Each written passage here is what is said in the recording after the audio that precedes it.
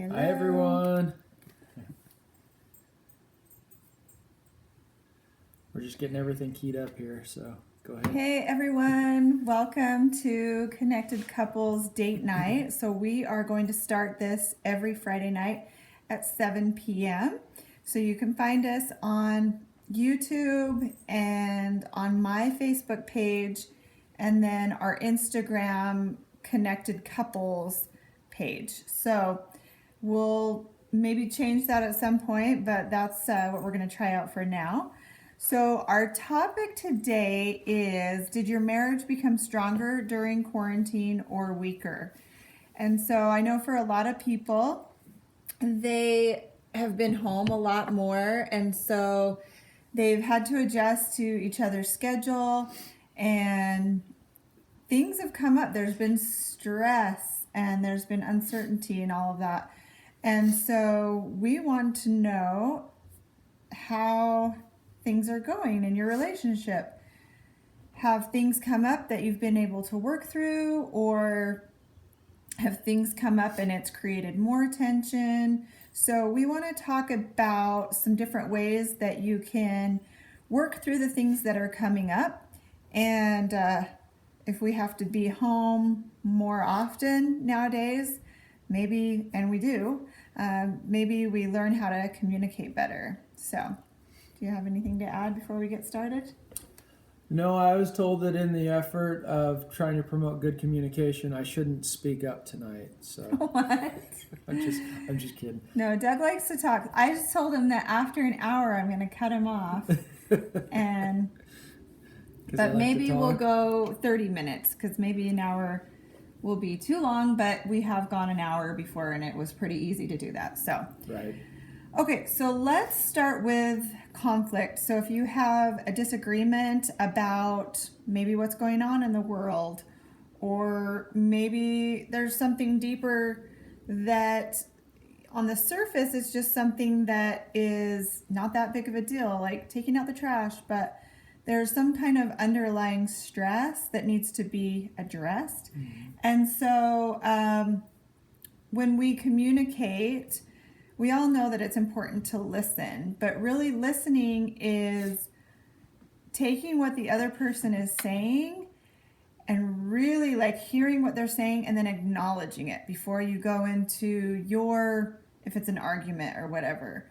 Right. So for instance, if Doug is upset about something and I'm feeling defensive, if I'm not listening, when he's done speaking, I'm just going to start into why I'm right? So always when you're communicating, you listen to the person, if they're making you upset, whatever, maybe you're just helping a friend out and listening, and then you always acknowledge. And I've had a situation not too long ago where we were having a discussion and we were talking with a friend, and the friend said, you need to acknowledge Doug before you go into your reason for why you feel the way you feel. So that was like, oh yeah, it was good that they called me on that so I can remember to do that. So anything on active listening? Doug's become a really good listener since he became a therapist 10 years. How long has it been? 10 years ago? Or longer? No, 10 years? It was 2013, I think is when I graduated. So it was probably close to 10 years ago, because I think okay. I started doing it. Yeah, when I started it. Yeah. Okay. So that's been good, because sometimes in a marriage, one or the other person can check out and they're just sick of hearing the one person that's always complaining. So they just check out, like they don't even listen anymore. So Doug's learned a lot about listening, working with couples and all. So what do you have to say about active listening?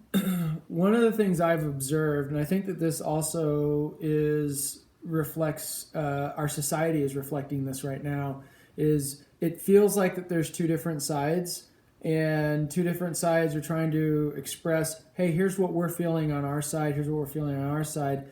And I see this in couples where people will say, they'll start talking to the other person, but they're not talking to or with that other person. They're talking at them. They're speaking at them. So they're saying, hey, this is my experience, here's what's happening, and when you do this and it's everything about how it's impacting me. And then as soon as they get done, sometimes the other person doesn't even allow them to finish. They start in with, well, when you do this and when you do this, and they're going in and speaking to the other person from their side and their perspective of, here's what's happening, and for me. But just like what Chrissy brought up earlier, is that it's so important to acknowledge, hey, I hear what you just said, and thank you for sharing that, especially if they're able to share something very, vulnerable and something that they feel very uncomfortable sharing.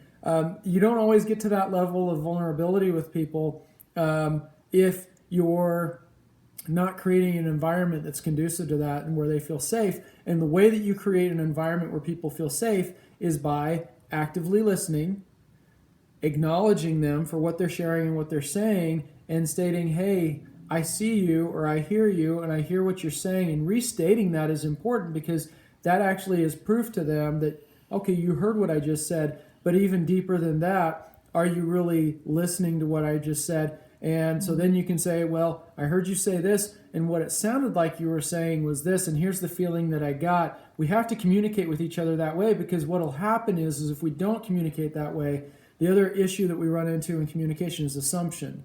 And then, like, well, I assume you meant this. As soon as you start talking about this situation, or you use these words, here's what it meant for me, and I assume that. But we don't always explain that to people, right? We just go right to the assumption, and then we fire back, or we say, what we're feeling in that moment because we've been triggered because of an assumption that we've made, which may not even be true, right? Yeah, definitely. And yeah, I mean, we're great storytellers, so we're in our minds thinking, oh, they're attacking me, and they're really just passionate about what they're saying. And so you have to ask a lot of questions and don't assume. Like, whatever you're thinking, if they haven't verbalized it, it may not be true. So even if it's happened in the past, so we'll go back into evidence and experiences, and then we're using our filter and using those experiences to paint a picture of what's happening in that moment, and that may not be true.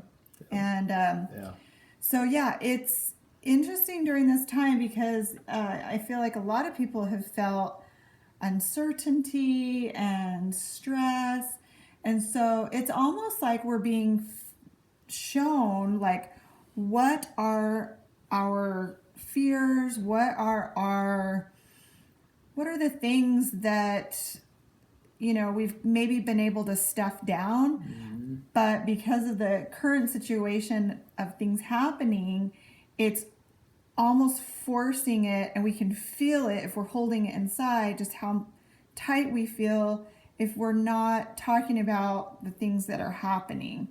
And so in a relationship, it's like it's a little bit easier to just let that stress out in a negative way, whereas if we're hanging out with friends or going to the grocery store or whatever, like, we can feel the tension, but it doesn't come out until we're with the people that we love.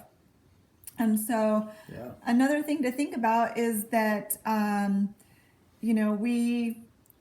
we believe that we are born as love. We are now as love. Each individual has that light. And so with the belief that our true nature is love, we have been practicing where if you're having a disagreement and the person that you're talking to is triggered, they're upset, then they have an issue happening. Right.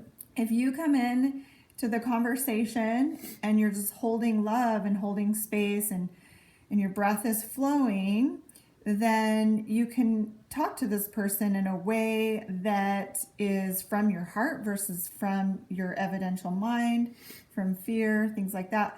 So the goal really in discussions is maintaining love, even if you can feel this sense of being triggered, because I know for us, our practice lately is we are working on breathing and maintaining love when we feel triggered, And if we feel triggered and we move into our unconscious mind and start to create stories and become defensive, then we've lost the connection to our true nature. And then we have an issue that we need to discuss. So, again, if two people, there's conversation, both love happening, great, equal energy exchange, and then another situation where a couple comes together, one is triggered, the other wasn't triggered, but they become triggered when they talk to this person. I feel like a preschool teacher. Which one's the little piggy? I know. And then it's like, so then if you're both triggered, you both have issues that need to be dealt with. If one person can maintain love and just breathe, then the problem is with the person that's upset. Even if they're saying you did this thing and I'm mad at you and da da da da, it's still their problem. Right. And so having an understanding that, when we come to conversation, if we're both triggered and we can't get back to love, we're really not going to get anywhere. Right. So it's maybe taking a walk or whatever that may be, going to the gym and then coming back. Mm-hmm. So what else do we have to say on that? Well, topic? you mentioned something, and I don't know if people will understand, but when she mentioned evidential mind, you go into your evidential mind when we're doing creating stories that are like a narrative internally. And, when you talk about evidential mind, what that is it's drawing from your past. And so basically, sorry. It's offensive. I'm not defensive. I am not defensive. Open your heart. I'm so open right now.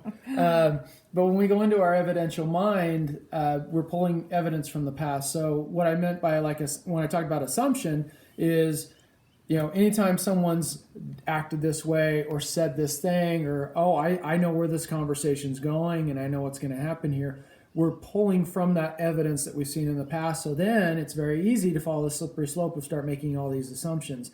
And yes, you've heard before when you assume you make an ass out of you and me, but I'm going to just speak from firsthand experience. When I would make assumptions, dude, I would craft and make, I was just like this master storyteller, I was Hans Christian Andersen. I don't know.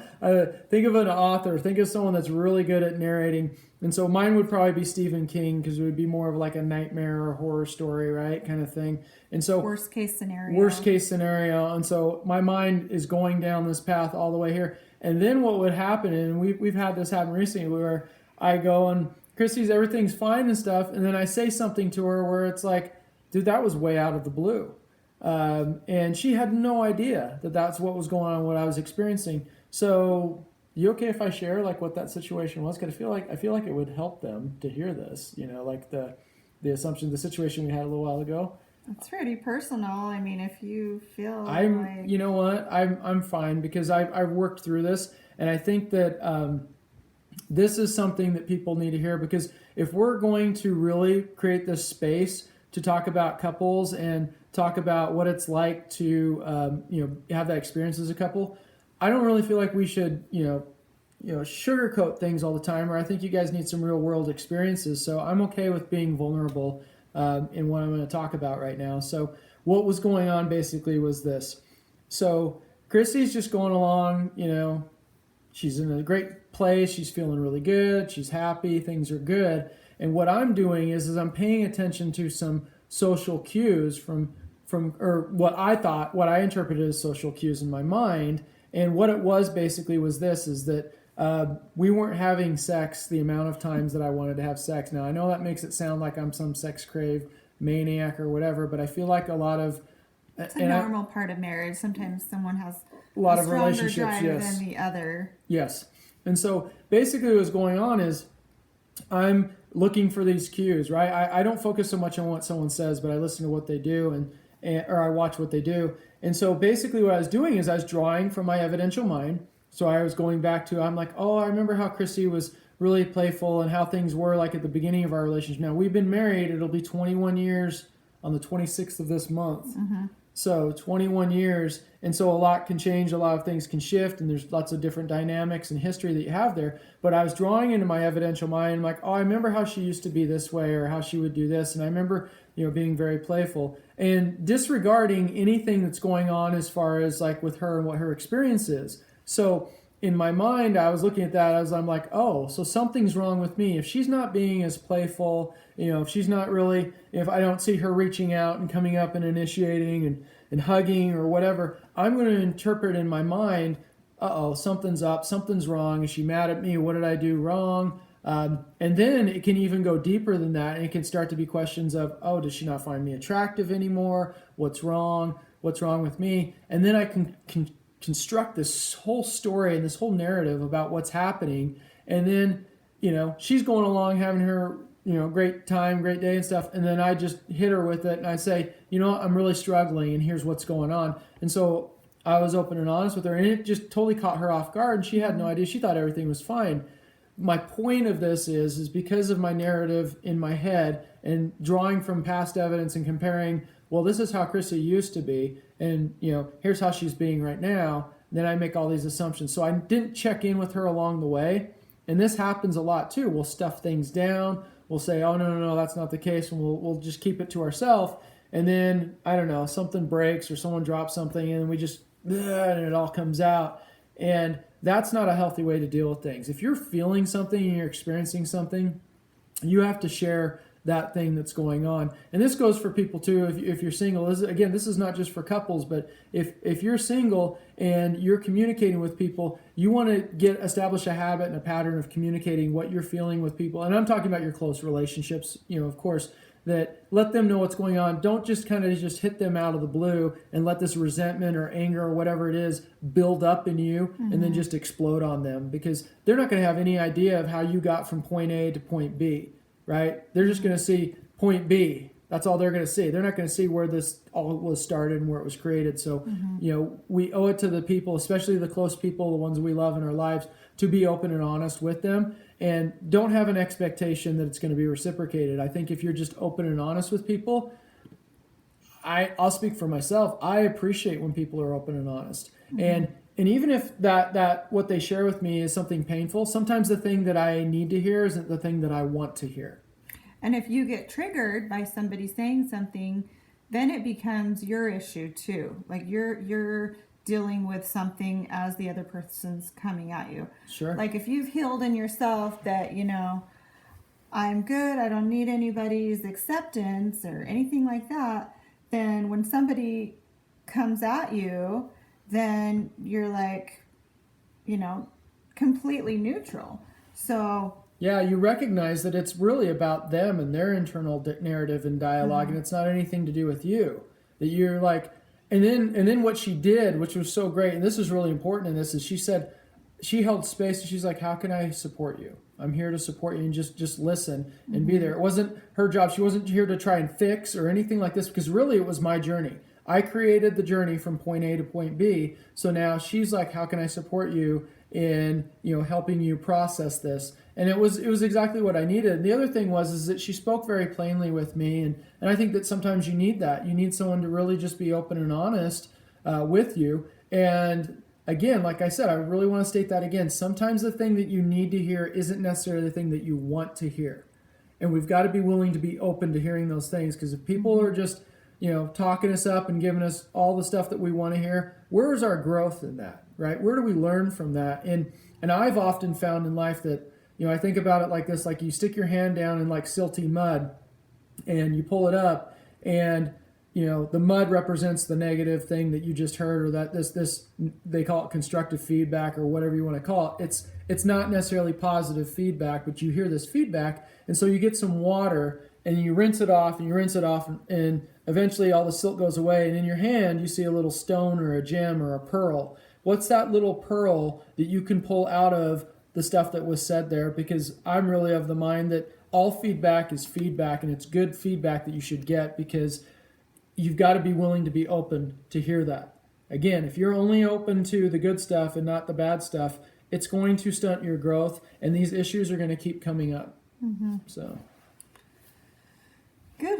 good point. I feel like our light should be turned off on the Facebook screen, but then the Instagram looks okay. We can turn on the lamp over here. We'll plug that in. And I'll turn hold off. on, let's get some better lighting here for a moment. No, you're staying. We're not going out. And so I would say that our marriage has become stronger. I would say we've had some challenges come up Sure. during this time for sure. Sure. But we've had tools that we know that have helped us work through it. We've had other people that have helped us through it too, and that we know, and Yeah. so a group that we're kind of involved with. So if you guys have any personal questions or situations that you're dealing with, you can always private message us, and we can. You can share something in the chat here you want to talk Yeah. about, or if you have a friend that has a question, or whatever, or if you just want to throw out a scenario or something you've seen, we're totally open to that because we want to create some dialogue. And, you guys have experience with it too. And I know that there's people for a fact that are on this call that have been together longer than we've been together too. And I'm sure you've got some experience to draw upon as well. So, we absolutely welcome that. If there's anything you want to share, you want to talk about. And again, the topic tonight, what we're talking about is, how's your relationship doing in quarantine, and in this situation too, as you're talking, you kind of brought up something that made me think about, when we're in situations where we're kind of like forced in close quarters, a lot of times things can come up for us, right? And we get We annoyed can or push agitated. each other's buttons. Push buttons. And Well- then that's when a lot can come to the surface. And if you don't really know how to work through it and heal it, it can create some contention, and it can make you feel like your marriage is getting weaker. Whereas it's actually an opportunity to heal what's happening within you. And you can Yes. strengthen your marriage through that time. So not knowing how to handle it, I mean, that's going to cause some issues, contention, and what we hope to do is inform people and encourage people and support people so that they don't get to that point where they don't know what else to do and they're totally checked out and done. So And a lot of times what happens, I've seen people do, is when you don't know, you kind of go back to what you've experienced, that evidential mind and what you've seen. And maybe it's like, oh, well, when I have a problem in my relationship, I think about like, what did my parents do? Or what have I seen with people around me? And maybe you don't know, and you really don't. You don't know everyone's full relationship, but you think, oh, these people are really happy. What do they typically do? And if you don't know, typically what happens is we revert back to what's new, what's comfortable for us, and that may not necessarily be the right thing or the healthy thing to do, but it's what's familiar. And so we'll go back to what's familiar rather than trying something different. And the reality is if you keep going back to these same types of loops that you get caught in your relationship, and when you argue or you have disagreement, it follows the same pattern that's always followed. Well, then of course you can expect that you're going to get similar outcomes, and things aren't going to get dealt with, and they're not going to be, you're not going to really feel like you've healed that issue. So what you've got to do is you've got to try something different. And guess what? It feels really uncomfortable to try something different. It can feel really uncomfortable, especially if you've never really done this thing and you have kind of your default that you go to. But what I can tell you is if you try something different, you will get a different result. Now, even if that's like not the result you wanted, or you feel like you failed, at least try something different, because failure, we've got to redefine what failure looks like. Failure is not a bad thing. Failure to me, in my mind, means I'm trying something new and different, and I'm working to try and improve. And yeah, I didn't get it right this time, but what can I learn from that, and how do I move forward? Because we got to redefine failure, because failure is a good thing. Failure is not a bad thing. It's how we learn. It's how we grow. Yep, that's true. So I think we'll go 5 more minutes, because I feel like that's enough to chew on right there. Yeah. Is, when you are in conflict, if you are upset and you're triggered from the other person, it's your problem. You have something within you that's coming up if you can't maintain your breath and this love in your heart. You're in a relationship for love, right? So you're trying to build that and strengthen that. And then if the other person is upset or angry, just a quick, can I share the Jim's experience since you shared the other experience?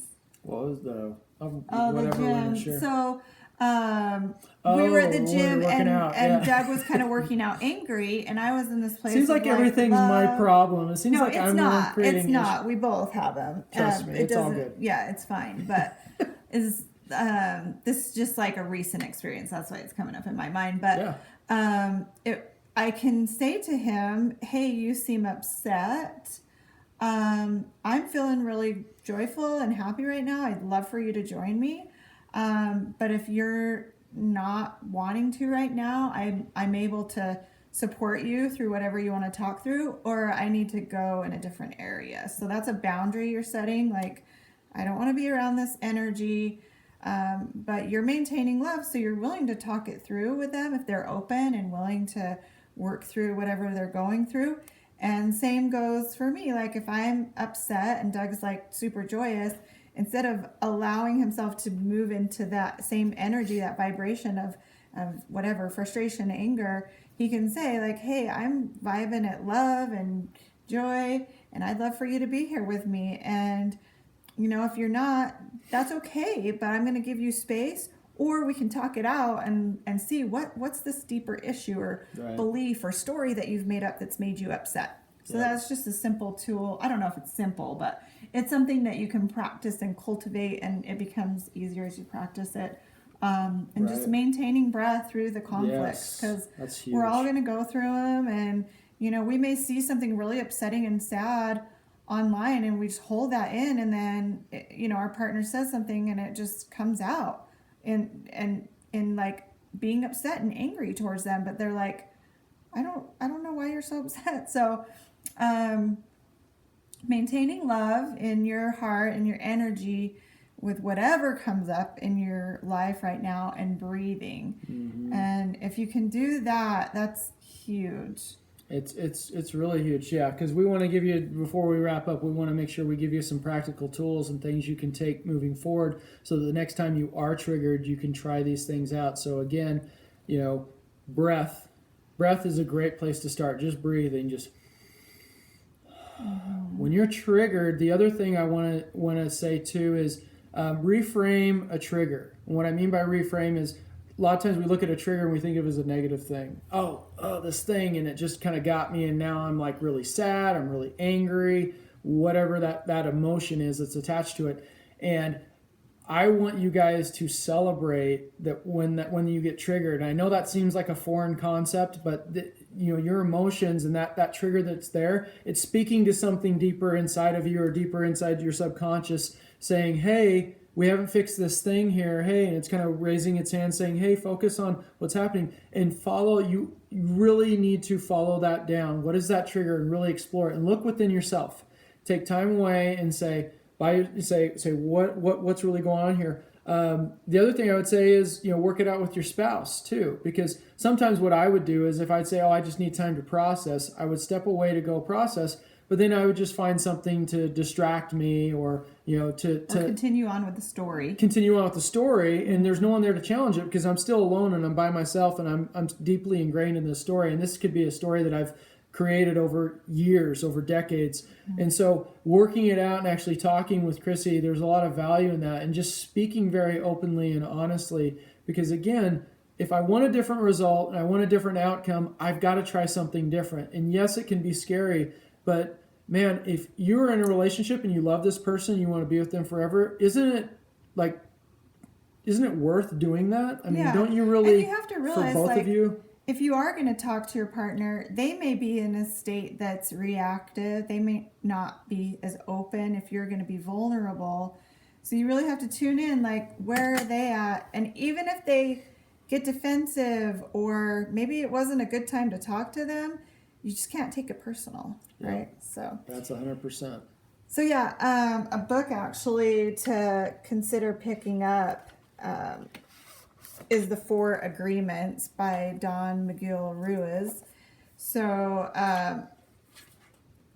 the 4 different agreements are: be impeccable with your word, don't take anything personally, don't make assumptions, and always do your best. So read deeper about that if you're interested, and seriously, it's so helpful. to help you maintain love in your heart and with your spouse, even if they're not vibing at the same frequency of love, you can still hold space for them and support them. Yeah. So we are going to plan on, I think 30 minutes is enough, unless we have like a topic we go deeper or people like bring up They questions. want to chime in, we get a discussion. Then we could go Yeah. longer, but I think 30 minutes is good. We'll plan on Yep.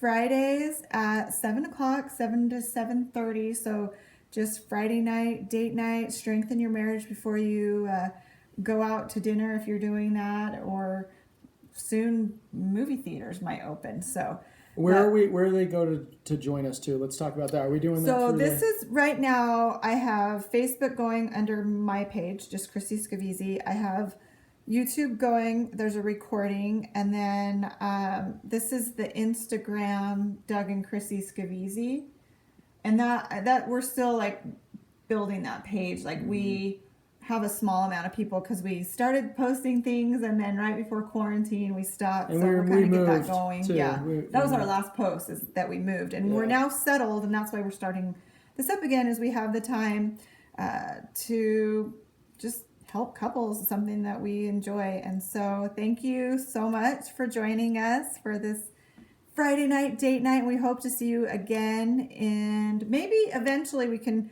create more of a private group, a Zoom meeting, so that it's your That'd be questions great. aren't out there in social media land. So, right? Yeah. Hey, So- Billy, good to see you, man. Sorry you joined here just a little bit late at the end, man. But Yeah. I hope I We're can see you. I miss you, man. I miss seeing you.